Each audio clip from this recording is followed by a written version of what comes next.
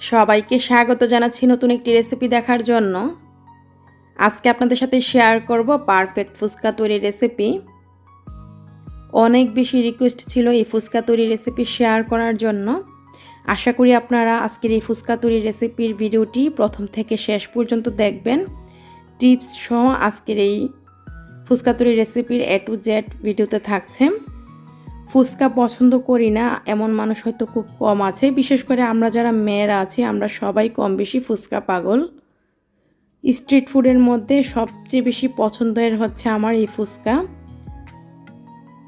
আশা করি আমার আজকের এই ফুচকা তৈরির রেসিপিটি আপনাদের কাছে অবশ্যই সহজ এবং ভালো লাগবে। চলুন দেখে নিই ফুচকা তৈরি করতে কি কি লাগছে পুরো প্রস্তুত প্রণালী।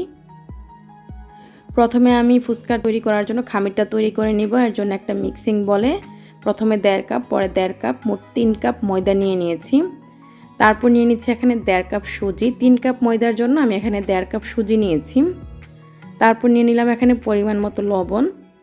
নিয়ে নিচ্ছি এখানে তাল মাখনা। তাল মাখনা যদি হাতের কাছে না থাকে তাহলে এটা বাদ দিতে পারেন।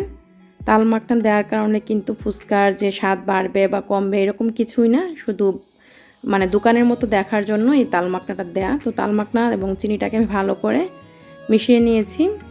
এখন দিয়ে দিচ্ছি এখানে আধা কাপ রান্নার তেল, সয়াবিন তেল। যেহেতু আমি ময়দা সুজির পরিমাণ বেশি নিয়েছি, তেলের পরিমাণটা একটু বাড়িয়ে দিতে হবে। আমি এখানে আধা কাপ তেল দিয়েছি। তারপর একটু ভালো করে হাত দিয়ে এভাবে মিশিয়ে নিচ্ছি ময়দা এবং সুজির সাথে। একটু ভালো করে মিশিয়ে নিতে হবে তেলটাকে। আর তেলটা ভালো করে মেশানো হয়েছে কিনা যখন এরকমভাবে হাতের মুঠো নিয়ে বন্ধ করবেন, ঠিক দেখবেন এরকম হয়ে জড়জড়ে হয়ে পড়ছে, তখনই বুঝবেন পারফেক্টভাবে তেলটা মেশানো হয়েছে। এখন নর্মাল পানি রুম টেম্পারেচারে থাকা নর্মাল পানি দিয়ে এই ডোটাকে তৈরি করে নিতে হবে। পানি গরম কিংবা কুসুম গরম বা ফ্রিজের পানি না, এটা রুমে থাকা পানি দিয়ে তারপর ডোটাকে আমি তৈরি করে নিচ্ছি। তো অল্প অল্প পানি দিতে হবে এবং এখানে খামিরটা আমি তৈরি করে নিচ্ছি। একবারে বেশি করে পানি দিয়ে তৈরি করলে কিন্তু খামিরটা নরম হয়ে যাওয়ার ভয় থাকে। তো এই জন্য অল্প অল্প করে পানি দিতে হবে আর এই খামিরটাকে তৈরি করে নিতে হবে। আর ফুচকার জন্য খামিরটা কিন্তু একটা শক্ত খামির হবে, কোনোভাবে যেন নরম না হয়ে যায় সেদিকটা খেয়াল রাখতে হবে। তো অল্প অল্প পানি দিয়ে আমি খামিরটা তৈরি করে নিয়েছি, আর এখানে পানির কোনো দরকার নেই। পানির মাপটা আমি বলছি না, এটা আসলে আপনারা বুঝে নেবেন। তো যখন এরকম একটা টাইট আমাদের শক্ত একটা খামির তৈরি হবে তখনই বুঝতে হবে আমাদের এখানে খামিরটা পারফেক্ট হয়েছে। এখন এই খামিরটাকে আমি আধা ঘন্টার জন্য রেস্টে রেখে দিচ্ছি একটা সুতি কাপড় দিয়ে। তারপর আমি রেখে দিলাম রেস্টে। আর এখানে আমি তৈরি করে নিচ্ছি তেঁতুলের টক। তো আমি এখানে অল্প পরিমাণে তেঁতুল নিলাম, প্রায় 150 গ্রাম হবে। তো তেঁতুলটাকে আমি পানি দিয়ে 1 কাপ পানি দিয়ে আমি ভিজিয়ে রেখেছিলাম 10 মিনিট। তারপর তেঁতুলের বিচিগুলো এখন চিপে তেঁতুলের যে ভিতরের মাড়টা বের করে নিচ্ছি। বের করে নিয়ে এখন বিচিগুলো ফেলে দিচ্ছি। তো আমাদের এখানে তেঁতুলের মাড়টা কিন্তু বের হয়ে গিয়েছে, ঠিক এইরকম হয়েছে। এখন আমাদের এখানে লাগবে হচ্ছে বিট লবণ। এখানে আমি আধা চা চামচ বিট লবণ নিয়েছি, আধা চা চামচ টালা জিরা গুঁড়া, মরিচ গুঁড়া নিয়েছি 1 চা চামচ, আর নিয়েছি এখানে চটপটি মশলা আধা চা চামচ, লবণ এবং একটি লেবুর টুকরা, চিনি। আর এখানে নিয়েছি হচ্ছে 2টি শুকনা মরিচ বড় সাইজের আমি ভেজে তারপর আধা ভাঙা করে নিয়েছি, আর ধনিয়া পাতা কুচি নিয়েছি। চিনিটা আমি এখানে নিয়েছি 1 টেবিল চামচ। তো আমি সবগুলো উপকরণকে একসাথে ভালো করে নেড়ে মিশিয়ে নিচ্ছি। তারপর শুকনা মরিচ ভেজে যে আমি আধা ভাঙা করে গুঁড়ো করে নিয়েছিলাম এবং ধনিয়া পাতা কুচিটাও এখানে মিশিয়ে দিচ্ছি, আর লেবুর রসটাও মিশিয়ে দিচ্ছি। লেবুর রসটা দিলে কিন্তু এই তেঁতুলের টকটা খেতে আরও বেশি স্বাদ হয়।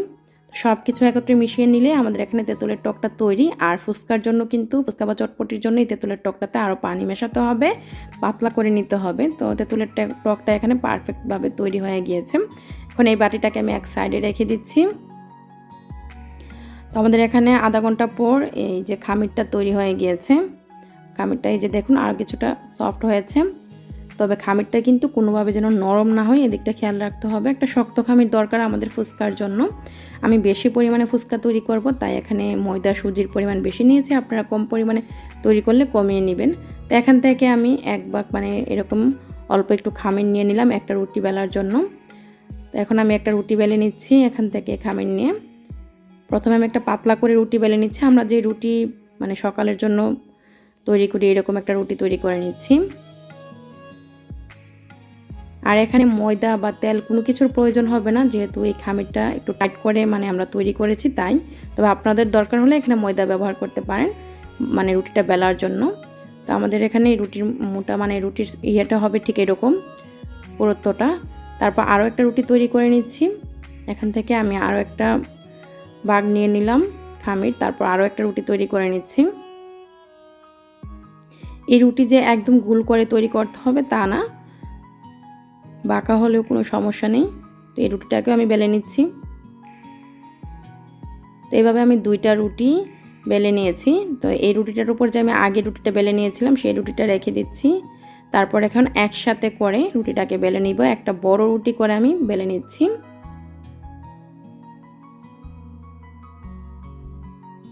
অনেক বড় করে আমি রুটিটা তৈরি করে নিচ্ছি। আর এই রুটির পুরুত্বটা কিন্তু একদম বেশি মোটা হবে না, কতটুকু হবে আমি আপনাদেরকে দেখিয়ে দিব।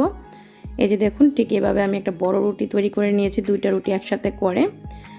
আর এখানে আমি একটা কুকিজ মানে কাটার দিয়ে কেটে নিচ্ছি ফুচকার শেপ দিয়ে। আপনারা চাইলে যে কোনো বয়ামের মুখ কিংবা ছোট বাটি দিয়েও কেটে নিতে পারেন ঠিক একইভাবে। তো এইভাবে কেটে নিচ্ছি সবগুলো। কেটে নেওয়া হয়েছে। এখন আমি সাইডের অংশটা তুলে নিয়ে আবার একটু খামির নিয়ে এভাবে রুটি বেলে নিয়ে তারপর ঠিক একইভাবে এই ফুচকাগুলোকে মানে ফুচকা রুটিগুলোকে বেলে নিয়ে তারপর যে ফুচকার পুরিগুলোকে বানিয়ে নিব। তো এখন আমি একটা একটা করে তুলে নিচ্ছি আর একটা ছড়ানো ডিশে নিয়ে নিচ্ছি। আর একইভাবে সবগুলো ফুচকার পুরি বানিয়ে নিব। সবগুলো ফুচকার পুরি বানিয়ে নেওয়ার পর আমি চলে যাব ভাজার জন্য। এখানে আমি কিছু ফুচকা মানে পুরি বানিয়ে নিয়েছি আর বাকিগুলো ভাজার সময় বানিয়ে নিব। তো প্রথমে আমি এখানে তেল গরম করে নিয়েছি আগে থেকে। একটা প্যানে আমি একদম ফুটন্ত গরম তেলে এই ফুচকার পুরিগুলোকে দিয়ে দিচ্ছি। অবশ্যই তেলটা ফুটন্ত গরম হতে হবে, এদিকটা খেয়াল রাখতে হবে, তাহলে কিন্তু দেওয়ার সাথে সাথেই ফুচকাগুলো ফুলে উঠবে। আর তেলে দেওয়ার সাথে সাথে যখন ফুচকাগুলো মানে ফুলে উঠবে তখন চুলার আঁচটা লো আঁচে করে দিতে হবে, আর না হয় কিন্তু ফুচকাগুলো কালার চলে আসবে কিন্তু মুচমুচে হবে না বা কাঁচা থেকে যাবে ভিতরটা। তাই চুলার আঁচটা লো আঁচে করে দিতে হবে যখন ফুচকাগুলো এভাবে ফুলে যাবে। তেলটা যেন গরম থাকে প্রথম দিকে, এদিকটা খেয়াল রাখতে হবে, তাহলে প্রতিটা ফুচকাই সুন্দরভাবে ফুলবে। আর 1-2টা ফুচকা যদি মাঝে মধ্যে না ফুলে, এটা কিন্তু হয় সবার ক্ষেত্রে হয় 1-2টা ফুচকা ফুলে না আর বাকিগুলো ফুলে। তো এই যে দেখুন, এই ফুচকাগুলো কিন্তু ভাজা হয়ে গিয়েছে। এখন আমি চুলা থেকে নামিয়ে নিচ্ছি। আমি আপনাদের সুবিধার জন্য আবারও দেখিয়ে দিচ্ছি। এই যে দেখুন, তেলটা কিন্তু একদম ভালোভাবে প্রথমে গরম করে নিতে হবে। আর ভালো করে যখন তেলটা গরম হবে ফুচকার পুরিগুলো দেওয়ার সাথে সাথেই ফুচকাগুলো ফুলে উঠবে। আর তারপর চুলার আঁচটা এখন আমি লো আঁচে করে দিচ্ছি যখন সবগুলো ফুচকা ফুলে গিয়েছে। এই যে দেখুন, খুব সুন্দরভাবে সবগুলো ফুচকাই কিন্তু এখানে ফুলে গিয়েছে। চুলার আঁচটা লো আঁচে করে দিয়েছি আর এখন উল্টিয়ে পাল্টিয়ে আমি মুচমুচে করে ফুচকাগুলোকে ভেজে নিব। এই যে দেখুন, এখানে কিন্তু সবগুলো ফুচকাই ফুলেছে, একটা মাত্র ফুচকা মানে ফুলেনি। আর সবগুলো ফুচকার সাথে একটা ফুচকা এরকম না ফুললেও কোনো সমস্যা নেই, এই 2-4টা ফুচকা রেখে দিলেই চলে, চটপটি খাওয়ার সময় ভেঙে দিয়ে দিলেই হয়। মুচমুচে হয় ঠিকই, কিন্তু 2-1টা ফুলে না এই আর কি। তো এই ফুচকাগুলো কিন্তু খুব সুন্দর একটা কালার চলে এসেছে। তো ফুচকাগুলো তৈরি, আমি চুলা থেকে একটা স্ট্যান্ডারের সাহায্যে তেলটা ছেঁকে তারপর নামিয়ে নিচ্ছি। একইভাবে সবগুলো ফুচকা বানিয়ে আমি ভেজে নিব। তো আমাদের এখানে ফুচকা ভাজা হয়ে গিয়েছে। এই যে দেখুন, আমি আপনাদেরকে একটা ফুচকা দেখাচ্ছি। এই যে দেখুন, একটা না আমি অনেকগুলো ফুচকা আপনাদেরকে দেখাবো। একদম দোকানের মতো কিন্তু মুচমুচে হয়েছে। আর নিশ্চয়ই দেখেই বুঝতে পারছেন, আমি যদি আপনাদেরকে আওয়াজটা শোনাতে পারতাম তাহলে বুঝতে পারতেন যে কতটা মানে মুচমুচে হয়েছে। আপনারা নিশ্চয়ই দেখেই বুঝতে পারছেন কতটা মুচমুচে হয়েছে। তো ফুচকার ভিতরের যে পুরটা আমি দেবো, এর জন্য আমি এখানে 250 গ্রাম ডাবলি বুট সিদ্ধ করে নিয়েছি। তো ডাবলি বুটটা সিদ্ধ করার সময় অবশ্যই এরকম একটু পানি রেখে সিদ্ধ করতে হবে। একদম ভালোভাবে সিদ্ধ করে নিয়েছি। আর এরকম গরম অবস্থায় আমি দিয়ে দিচ্ছি এখানে 2টি সিদ্ধ করা আলু। তো আলু সিদ্ধটা আমি গ্রেটারের সাহায্যে গ্রেট করে নিয়েছিলাম। তো আলু সিদ্ধটা দেওয়ার পর দিয়ে দিচ্ছি এখানে 1.5 টেবিল চামচ মানে 2 টেবিল চামচ চটপটি মশলা।